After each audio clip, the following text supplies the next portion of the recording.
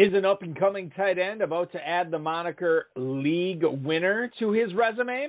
Can a sophomore NFC running back live up to the second-round FFPC hype? And which 42 FFPC Joes will take on 42 pros in the 2021 FFPC Pros versus Joes competition? Plus, 14-time FFPC and Footballguys league champ Alex Bulazo joins us to talk about the Bills wide receivers, Ronald Jones, Leonard Fournette, and much more. We've got a great show for you. Farrell Elliott is here. I'm Eric Balkman. Stick around. Your high-stakes fantasy football hour and the Pros versus Joes. Joes are revealed right now. I can't stand the pressure. I've seen greater men than need a lesson. Make out of the messes. Take the head for the red. Just 'cause it was right there in the dresser, so easy. Up, kiss me and you squeeze me.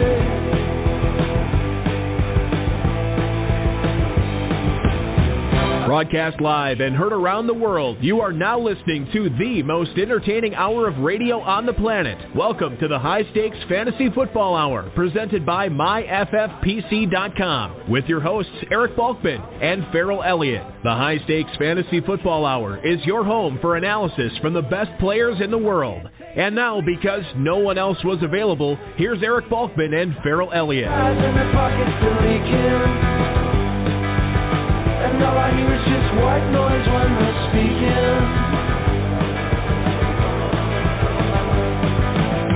There's too much river from the voices and good morning. Oh, thank you so much, Rob. Thank you to the Quiet Hollers for our intro music tonight. Remember to check out their music at quiethollers.com. Greetings and salutations to all the Balkaholics and Farrelliacs. Welcome to the latest episode of the High Stakes Fantasy Football Hour presented by MyFFPC.com. I am, as always, your slightly above average host, Eric Balkman. My co-host is indeed the definitive commissioner of fantasy football, Farrell Elliott. Farrell, we have a great show for the listeners tonight. Not only are we going to offer some pretty good analysis, we're going to offer some good takes, some good advice from a guest who has won more than a dozen high-stakes leagues as he comes on to share his 2021 FFPC drafting expertise in Alex Bulazo. But we are also revealing the 2021 Joes field of the FFPC Pros versus Joes. Darren Armani, who helps, well, basically puts the whole thing together every single year, at Fantasy Mojo on Twitter. Remember to check out his website, fantasymojo.com, for your home for the Pros versus Joes. And certainly if you are an FFPC player, for all the ADP data, for all the FFPC analysis, it is well worth your subscription fee to check out that right now. I know a lot of people are listening in with bated breath. It's going to be an exciting show tonight, Farrell. You know, what a great, terrific resume Alex Bulazo has put together. Maybe he is a Mojo subscriber. Maybe we'll have to ask him. But, you know, learning his secret will be very, very valuable tonight on the show. It's going to be fun because he's obviously, whatever his secret is, it's working for him because he's won so many leagues in the FFPC over the years. A guy who have wanted to get on the show for years, and finally tonight is indeed the night. Not only will Alex Bulazo come on tonight, we're going to vamp about the Forgotten Man in Dallas, reveal the 2021 Joes lineup for the FFPC Pros versus Joes competition, and Alex will tell us all about Laviska Shenault's ADP, how he's treating Jets in his Footballguys drafts, and much more. Shout out to the chat room right now. We got a full house in there ready to hear whether they are in the Pros versus Joes field. You can post your questions there. We already got one from Hudson Kern-Reeve for our guest tonight. We'll get to that a little bit later on in the show. If you all want to post any more questions in there, you can do so right in there. But on Twitter, we are at HSFF Hour. I am at Eric Balkman. Farrell is at J. Farrell Elliott. And, of course, you can check out the Kentucky Fantasy Football State Championship and sign up for their main event and for the checkered flag competition. 3 leagues to go there before that's filled up. That is at kffsc.com. Facebook.com/HSFF Hour is where to reach us. You can also chime in and talk to us tonight. 347-426-3682. That's 347-GAME-OVA. Our email is highstakesfantasyfootball@gmail.com. If you have any questions for us or for Alex, who, by the way, is on Twitter @RhinosFFB, now is the time to send them in. We're going to get to all the chat room questions, tweets, emails to the best of our possibilities, or abilities, I beg your pardon, in the fantasy feedback segment later on in the show. Thanks to our audio engineer and my best friend, Bryce, and our producer and mutual friend, Rob. Before we get into the announcement and the news tonight, I do want to bring to your attention a few things that are going on with the FFPC and the KFFSC. One, the Football Guys Players Championship is going off right now. We have Kern, who is in the chat right now and drafting a team at the same time, which is fantastic double duty for Hudson Reeve. He is trying to win $500,000 for the grand prize in the FPC this year. Remember, second place also gets $100,000. The early bird is live. That goes for another a little bit less than 3 weeks or so. If you sign up for a Football Guys draft prior to June 30th and draft it before July 15th, you will get a free FFPC $35 credit. You can do that up to 3 times. So that is essentially $100 plus in free FFPC teams if you take advantage of that.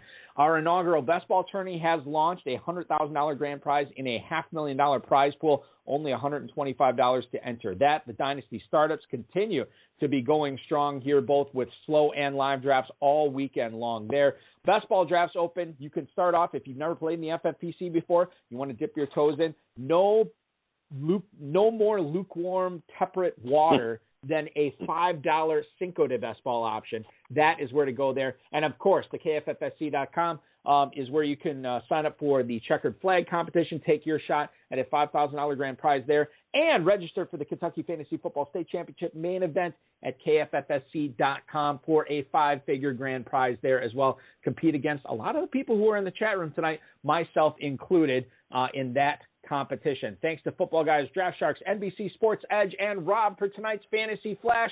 Farrell, we're kicking it off with the news of the week. No, it has nothing to do with Aaron Rodgers. It has everything to do with Julio Jones and the Tennessee Titans. Ian Rappaport broke the news that the Falcons traded Julio Jones and a 2023 sixth-rounder to Tennessee for a second-round pick next year and a 2023 fourth-round pick. There is also likely going to be a late second-round pick and a swap on day 3 for Julio Jones, as the Falcons were unable to get a first-round pick for the perennial Pro Bowler.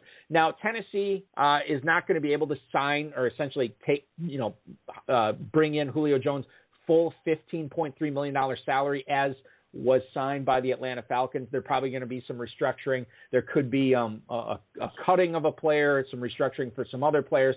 But in any event, when it's all said and done, when we go to week 1 of the NFL season, it's going to be Julio Jones and A.J. Brown on the outside as opposed to A.J. Brown and Corey Davis last year. Don't forget, Derrick Henry is in the backfield. Ryan Tannehill is going to be the quarterback for the Tennessee Titans, a more than capable quarterback. Farrell, when you look at Julio Jones, now that we finally know his landing spot, I'll bring this up right now, fantasymojo.com, over the past 5 days in the Football Guys Players Championship, this is mostly after the trade has been done, Julio Jones is now wide receiver 15 in the mid-4th round. He is going right after Allen Robinson, right after Amari Cooper, right before Robert Woods, right before Mike Evans. Does that feel like the right spot where high-stakes drafters have settled on Jones, or should he be going higher or lower in your expert opinion? There's a lot of good receivers in the draft this year, Balky, but Jones should be going higher. And I think when people have time to think about this, they're going to understand what it means to the Tennessee Football Club to have him in the league or have him in with the team and to have him playing in concert with Brown. It's going to be a change of direction for this football team. It's going to look a little bit different than what we've had before. Rappaport went on in his commentary to say something about the fact that Tannehill is not the ideal match for Julio Jones. Something about the deep ball and accuracy and that kind of thing. I don't think Ian has been doing enough homework. He does a lot of contribution to media, and so, he doesn't get to flesh it all out. Tannehill is an excellent deep ball thrower. 2019, he was his target accuracy was in the top 3 in the league. He dropped to the middle of the pack last year, But with Julio Jones, if you want to see who exactly Julio Jones is and how he can help a quarterback and how he can get down the field, you only have to look at one play. You can go to YouTube. You can put in Julio Jones, great catch versus the Patriots, and it'll come up. There's a play in there where Matt Ryan gets flushed from the pocket. He's running forward towards the line of scrimmage. He throws the ball over Jones's head and what would have been over any other receiver's head in the league. And Jones makes the most incredible catch. And he does that in some way to rescue his quarterback all the time. This is one of the greatest players that we've ever witnessed in the league. He should be higher than a mid-fourth round pick.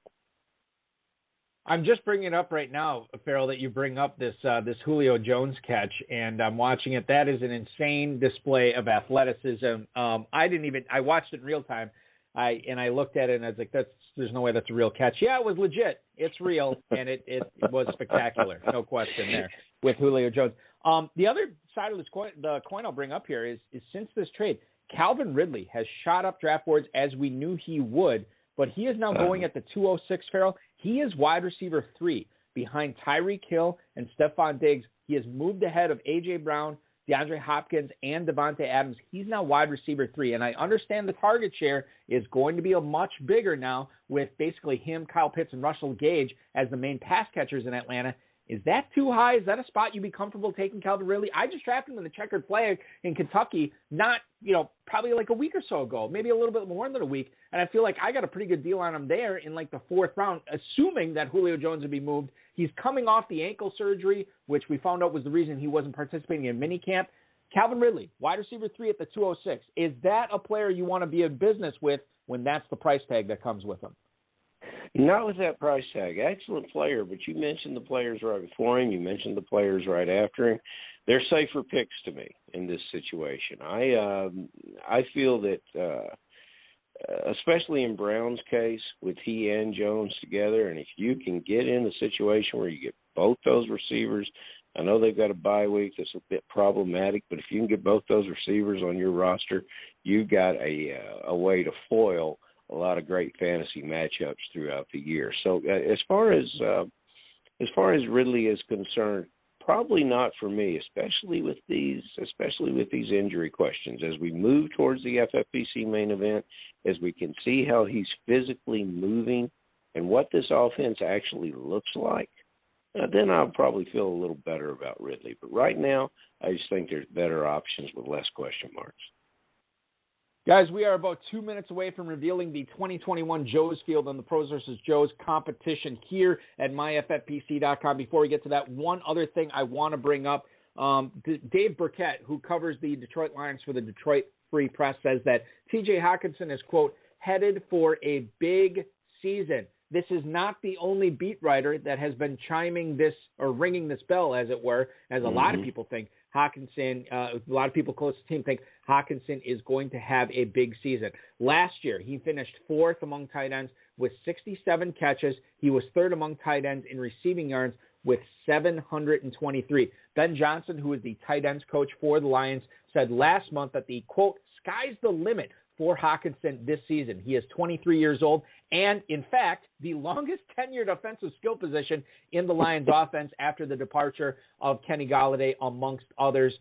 Marvin Jones, now in Jacksonville, he won't be there. I already mentioned Golladay in New York. Hawkinson is going to be targeted a bunch this year. And Farrell, as we look at Footballguys drafts right now, as far as where Hawkinson has been going, he is going off the board as the tight end 5 at the end of the 3rd round. Now, that is essentially almost a full round after Kyle Pitts, and it is almost a full round before Mark Andrews. So he's kind of on an island there between 4 and 6. Hawkinson in the late 3rd. Essentially, if you have a late first-round pick, Hawkinson is going to be going in that neighborhood for you in the 3rd. Would you pull the trigger on him there?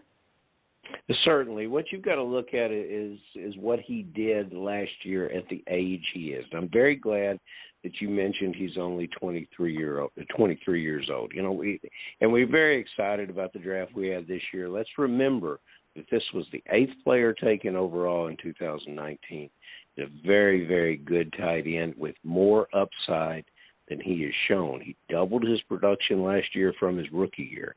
So we're talking about more target share. He had 101 targets last year. That was about 18% of all the passing that Stafford had for the Lions last year. And as we go into this year, 101 targets, well, you're going to increase that. We see it. We see it with Kelsey and we see it with Waller.